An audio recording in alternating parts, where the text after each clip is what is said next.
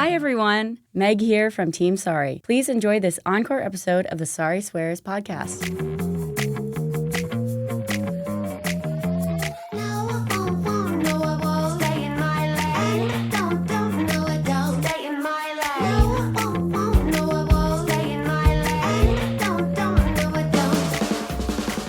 All right, well today we are talking about voir dire, and if you haven't listen to last week's podcast, you're going to want to go ahead and do that because I talk about how to get to your piss off point in that one. But today I want to talk about if you're limited on time, that you need to be sure to cover this, what I'm going to talk about, in your voir dire, right? Because so many of you say, I have a limited voir dire, I don't get very much voir dire, or this judge is weird about voir dire, and so what should I talk about if I don't have the time to talk about it? In fact, I was doing this in a H2H event a couple weeks ago, and I thought, and I said to my crew members, I said, this is actually the plaintiff voir dire right here that I'm going to show you today. This, if you have no time to do anything else, you got to do this at least, and this will get you where you want to go, right? So know that, let's step back a few steps, that we teach the issue-oriented voir dire here. We teach inclusionary voir dire. That does not mean that we do not get rid of jurors. We definitely get rid of jurors. But we go in with the mindset that the jury can solve all of our problems. Have you seen our new course yet? It's free. Go to FromHostageToHero.com/training and get our free course. Let the jury solve your problems. But that's what we believe here at H2H, is that the jury will solve all of your problems in voir dire if you know how to go in and source your principles from them, right? So there's a whole process for doing that. Go through and look all the podcasts. We've got them sprinkled in there. Or you know what? Just join the crew where you get this training from me and from our coaches every single week. Okay? Just saying. You can also do that from HostageToHero.com. Get on the wait list for that. But here's the deal, is that's what we normally do. So we spend a lot of our time there talking about the principles in our case and sourcing that from the jurors and all of the defense points that they're going to say, having the jury solve that for us. It's fantastic. Now, if you do not have time for that, right? Or you are limited, or you think your judge is going to freak out, they won't. But some do, but it's rare.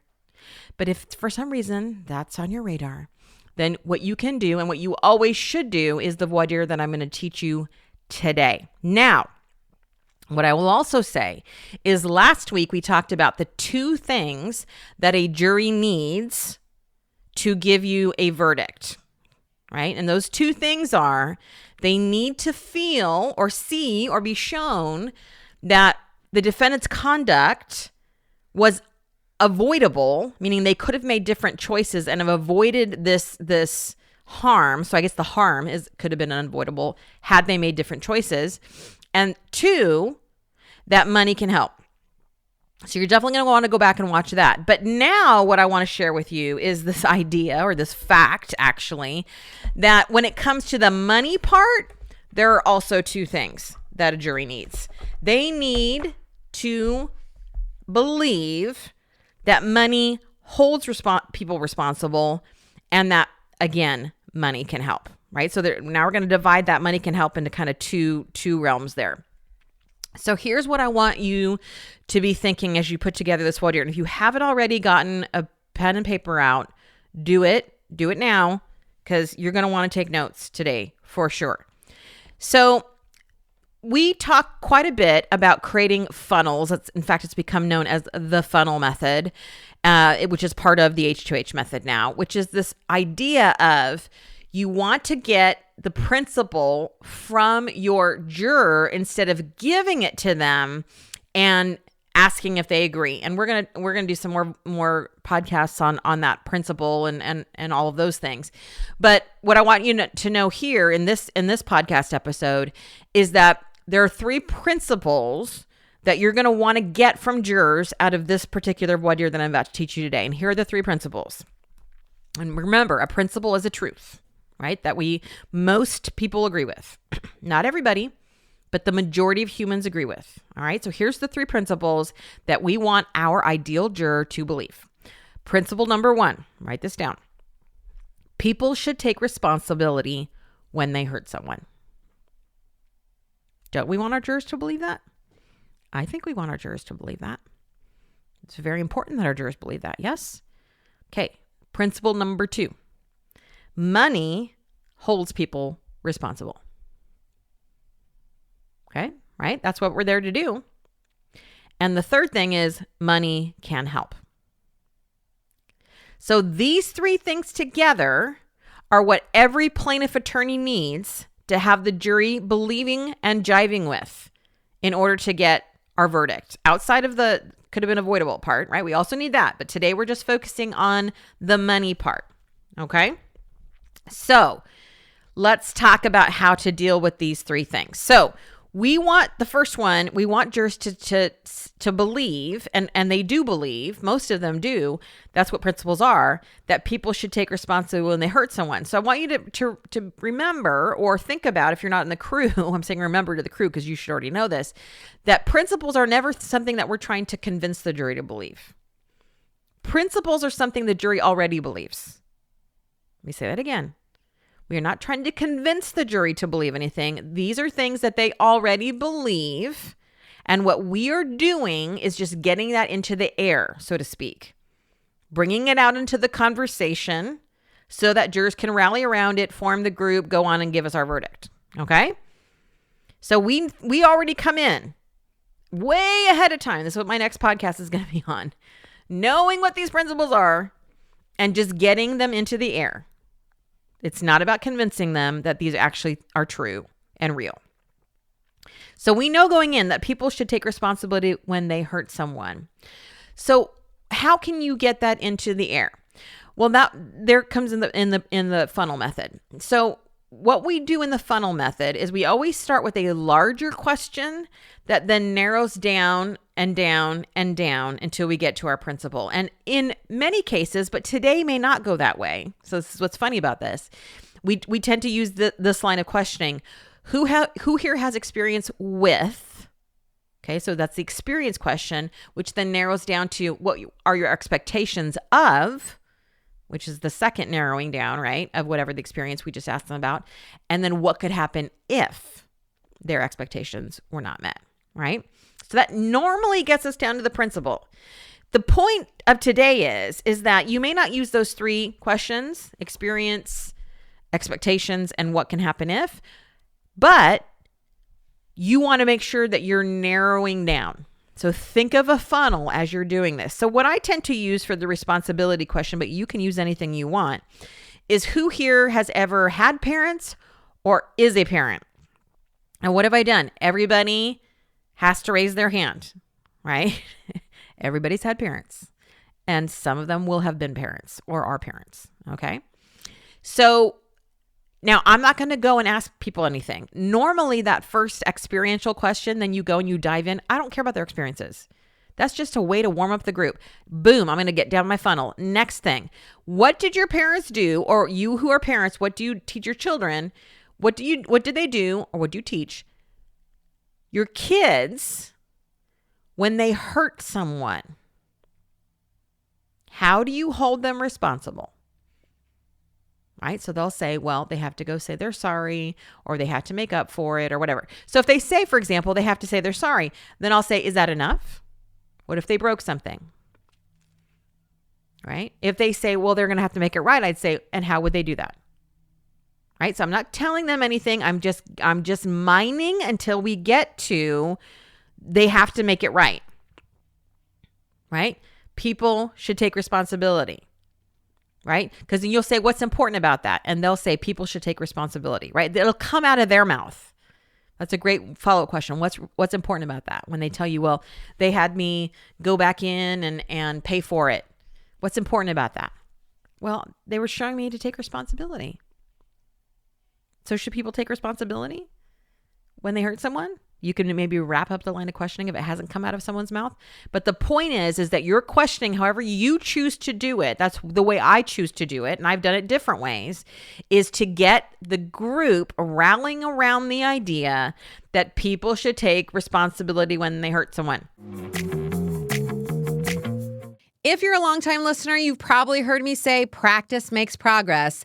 And what better way to practice than with a fellow group of trial attorneys in person and with me?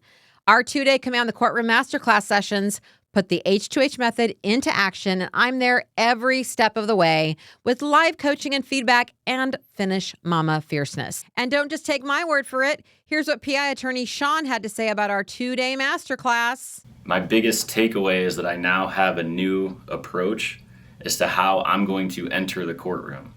It's a new energy, a new spirit, and it really gets me excited because that's actually the more fun part of what we do. And I'm looking forward to taking advantage of everything that I learned here. Now, seats are limited. These are small group, high-impact courtroom sessions, not an auditorium full of bored attorneys and dull lectures. If you want to change the way you go to trial and turn your practice into progress, visit sariswears.com/masterclass to register for a 2026 class today. That's sariswears.com/masterclass. Now, this method is so popular and so exceptional, if I may say so myself, that we just had several of my one-on-one clients come out spend a week with me a couple weeks ago, about a month ago, and they were done with their voir dire earlier than they planned because they were like, I got everything I needed. Sorry, I just didn't feel like I didn't know what else to ask. Like, they gave me all my principles right off the bat. So those of y'all complaining about how much voir dire you have or don't have, know that this can be done quickly. Why? Because these are principles that everybody believes. All right. So you got your first principle out in the air. People should take responsibility when they hurt someone. Second principle, money holds people responsible. So how do we get jurors to give us that? Well, now that everybody's rallying around this idea that we should hold people responsible or people should be responsible, you can just ask. All right. So it sounds like the group is saying, if you hurt someone, you should take responsibility, or that people should be held responsible. How, as a society, do we hold people responsible? And let the jury tell you. So they may say, we send them to jail. And you say, absolutely. If they've done something criminal, we send them to jail. Thank you for that. Don't make them wrong. What about if they haven't broken a law? How do we hold them responsible there? And someone eventually will say, money. So then I want you to say back to them, how does money hold people responsible? You're going to get some great stuff here, right? They're going to say, well, it makes them feel the consequences of their actions, right? It puts the burden on them instead of the person that they hurt. All the things. Make them think through this. They may not get it to it right away. It's really cool to have a flip chart at this point and be teacher, standing there with the pen in the air, waiting for their answers. It instead of getting that eye contact, it allows them to kind of brainstorm. Tell me, how does money hold people responsible? Great. You're going to have this great conversation plus a full flip chart full of things of how money holds people responsible. Okay. All right. So someone might say something like, I just thought of this myself, well, when I pay my mortgage every month, I do that because I have a responsibility to do it. Because if I don't, my house gets taken away. So there's an example of money holding people responsible, right? I loan you money, and if you don't pay it back, I take it back, or I take back the thing that you bought with it. So you could throw that in the air as an example. Right? It doesn't have to all be lawsuit examples, just that money holds people responsible. That's what we want them to tell us. So notice what we've done so far. And we've probably done this within 10 to 15, maybe 20 minutes. Those first two questions. I'm telling you, you can easily get there in 20 minutes. So we've got them to tell us that people should take responsibility when they've hurt someone and that money holds people responsible. Right? So then our third principle, which is money can help. How do we get there? Well, you can say back to the jury, you can say, so I'm hearing that people should take responsibility when they've hurt someone. I'm also hearing that money holds people responsible. But how can money help? What can money do? And you go to a different flip chart. And this is when all of the economic damages will come up. Don't be scared. Write them down. So they'll say, well, money can pay for medical bills. And you're great. And you write medical bills. Well, money can pay for lost wages. Thank you.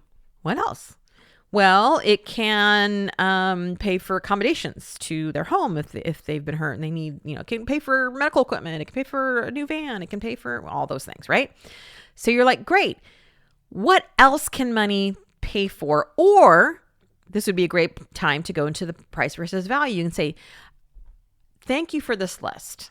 I'm so glad you guys gave me this list because there are two types of damages that you're going to have to determine in this case should you become a juror. And the first one is exactly what's on this list, which is the price tag things. The things that have come with a price tag. We can easily tell you the cost of a wheelchair. We can tell you how much money this person would have made had they lived or, had they been able to continue in their job. We can tell you their medical bill. You'll see their medical bills, right? So these are the easy types of damages. Then you can go over to a different flip chart.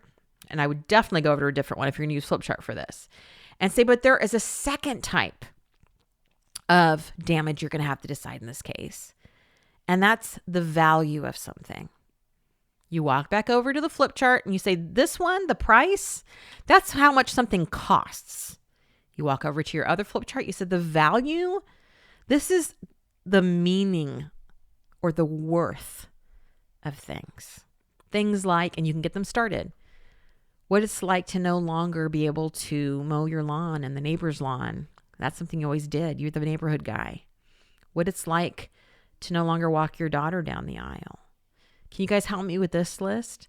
What are some things that are hard to put a price tag on, but that also have worth and meaning in our lives? And they start the list. And you're just notating. They're like time with family. And you go, what else? What's important about that? Well, my weekly phone calls with my mom. I love those. Yeah, tell me more about that. What's important about that? Being able to spend time in nature. Ooh, it sounds like that's something important to you. Tell me more. Do you see what you're doing here? All right. So you get this big list going on the non-economic side and you turn to the jury and you say, let me ask you, do these things have value? And they're all going to nod. Yeah. And you say, if you become a juror on this case, would you be able to put a price on these?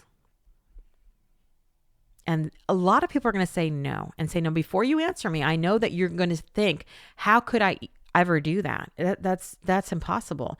And I'm going to tell you, it's not impossible. It is difficult. Absolutely. But that's what juries are for. If you say to me, how could I determine the price of that to someone? I would say, who does determine that? Juries. That's what juries do. So how many of you are willing, because I love that question, to go there? With our help. We'll help you. And then you see people raise their hand. They're willing.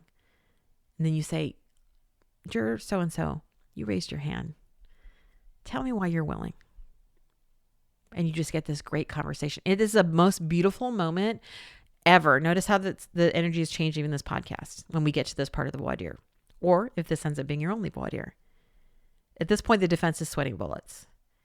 And then you can leave the people who didn't raise their hand and go in for them for cause challenges. Beautiful as well. That, my friends, is how you do this. This is what we're talking about. If you have limited time, or even if you don't, and you have all the time in the world and you've gone through your principles, this is how, and not exactly, because that's what I'm about. Do it your way. But these are the three things that I believe you have to get out in your voir dire, regardless of how long you have. So if you have a long voir dire, this goes at the end. If you don't have enough time for voir dire, this is all you're going to do. Thank you for listening to the very end of this episode, A+. I'm going to ask you to subscribe to the podcast, whether you're one of the weirdos that like to watch it on YouTube or you just listen. Make sure you hit that subscribe button. It helps the podcast grow and let other people find me, y'all. But don't stop there. Be sure to leave me a 5-star review on Apple Podcasts or wherever you listen. We want this podcast to reach as many ears and eyes as possible. Thanks again for listening, and we'll see you next time. Bye-bye, everybody.